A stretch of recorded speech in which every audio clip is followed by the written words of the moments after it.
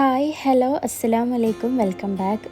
ഇന്ന് ഞാൻ വന്നിട്ടുള്ളത് സിമ്പിളായിട്ട് നമുക്ക് വീട്ടിലുണ്ടാക്കിയെടുക്കാൻ പറ്റുന്ന വാനില ഐസ്ക്രീമിൻ്റെ റെസിപ്പി ആയിട്ടാണ്.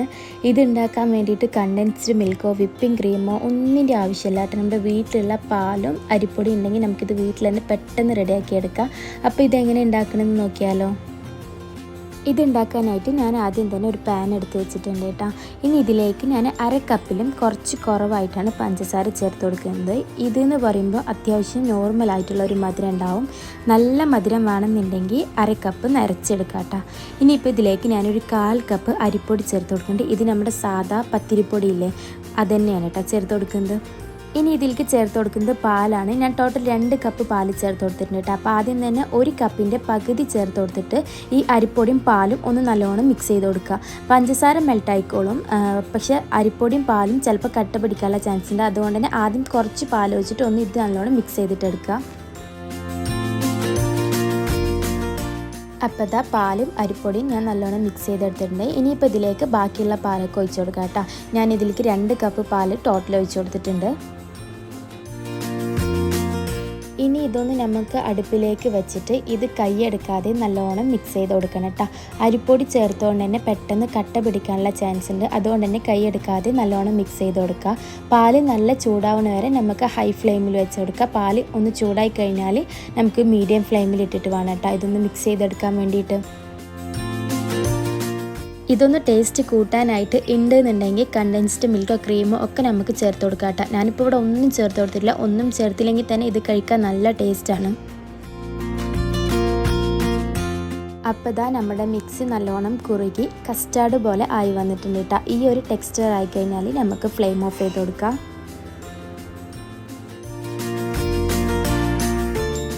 ലാസ്റ്റായിട്ട് ഇതിലേക്ക് 1/2 ടീസ്പൂണോളം വാനില എസൻസ് ചേർത്ത് കൊടുക്കുക. ഇത് നിർബന്ധമൊന്നുമില്ല, ഉണ്ടെന്നുണ്ടെങ്കിൽ മാത്രം ചേർത്ത് കൊടുത്താൽ മതി. ഇത് ചേർത്ത് കൊടുത്തു പറഞ്ഞാൽ നല്ലൊരു ടേസ്റ്റ് ആയിരിക്കും. അപ്പോൾ ടേസ്റ്റ് കൂട്ടണം എന്നുണ്ടെങ്കിൽ മാത്രം കുറച്ച് ചേർത്ത് കൊടുത്താൽ മതി കേട്ടോ. ഫ്ലെയിം ഓഫ് ചെയ്ത് കൊടുത്ത ശേഷമാണ് ഞാൻ വാനില എസൻസ് ചേർത്ത് കൊടുത്തത്. ഇനി ഇത് നല്ലോണം മിക്സ് ചെയ്തെടുത്ത ശേഷം ഇതൊന്ന് ചൂടാറി വരാൻ വേണ്ടി വെയിറ്റ് ചെയ്യുക.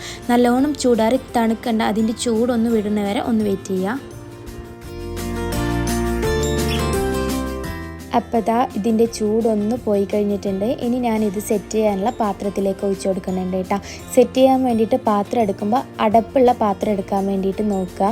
ഇനി അടപ്പില്ലാത്ത പാത്രമാണ് എടുക്കണമെന്നുണ്ടെങ്കിൽ ഫോയിൽ ഷീറ്റ് വെച്ചിട്ടോ അല്ലെങ്കിൽ ക്ലിംഗ് റാപ്പ് വെച്ചിട്ടോ ഒന്ന് കവർ ചെയ്തിട്ട് വേണം കേട്ടോ ഇത് ഫ്രിഡ്ജിലേക്ക് വെക്കാൻ വേണ്ടിയിട്ട്.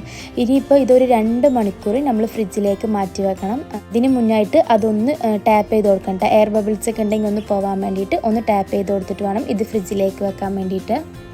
ഞാനിതാ ഒരു 2 മണിക്കൂർ ഫ്രിഡ്ജിൽ വെച്ച് നല്ലോണം തണുപ്പിച്ചെടുത്തിട്ടുണ്ട് കേട്ടോ. ഈ സമയം ഇത് തുറന്ന് നോക്കുമ്പോൾ ഒരു തിക്കായിട്ട് പുഡിംഗ് കൺസിസ്റ്റൻസി പോലെ ഉണ്ടാവും കേട്ടോ. ഇനി ഇതൊന്ന് നല്ലോണം മിക്സ് ചെയ്തിട്ട് ഒരു മിക്സിൻ്റെ ജാറിലേക്ക് ഇട്ടിട്ട് ഇത് നല്ലോണം അടിച്ച് ഒരു 2 മിനിറ്റ് സ്പീഡിൽ തന്നെ അടിച്ചെടുക്കണം കേട്ടോ. അപ്പോൾ ദാ മിക്സിയിൽ ഞാൻ നല്ലോണം അടിച്ചെടുത്തിട്ടുണ്ട്. ഇനി ഈ സെയിം പാത്രത്തിൽ തന്നെ ഇത് ഒഴിച്ചു കൊടുത്തിട്ട് നമുക്കിത് തണുപ്പിച്ചെടുക്കാം കേട്ടോ. ഒരു 8 മണിക്കൂറെങ്കിലും ഇത് തണുപ്പിച്ചെടുക്കണം. ഞാനിപ്പോൾ ഇവിടെ ഓവർനൈറ്റ് വെച്ചിട്ടാണ് കേട്ടോ തണുപ്പിച്ചെടുത്തിട്ടുള്ളത്.